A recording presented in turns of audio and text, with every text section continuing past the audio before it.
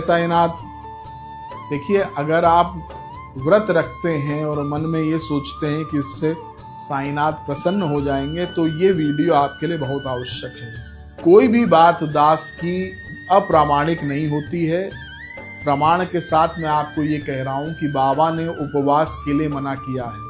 आप अपनी फिटनेस के लिए, अपनी हेल्थ के लिए, अपने शारीरिक व्यायाम के लिए व्रत रख लीजिए, लेकिन साईं भक्ति से व्रत का कोई लेना देना नहीं है।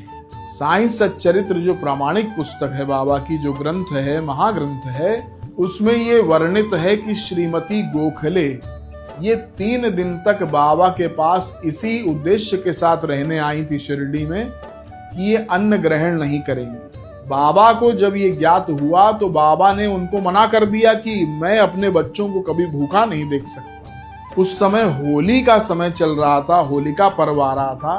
बाबा ने कहा कोई आवश्यकता नहीं है व्रत रखने की, और ये भी वर्णित है कि बाबा ने कहा पूरण पोली तैयार करो। इसलिए मेरे भाई बहन, कभी अगर अवसर प्राप्त हो तो बाबा को पूरण पोली का भोग अवश्य लगाना, बाबा को अति प्रिय है। और पुनः एक बार मैं दोहरा रहा हूं कि आप व्रत रखते हैं तो आप अपनी फिजिकल वेलबींग के लिए रख लीजिए, अपने शरीर को स्वस्थ रखने के लिए रख लीजिए, क्योंकि साइंटिफिकली प्रूवन है कि एक दिन अगर आप आहार नहीं लेते हैं तो अपने शरीर को आराम देते हैं।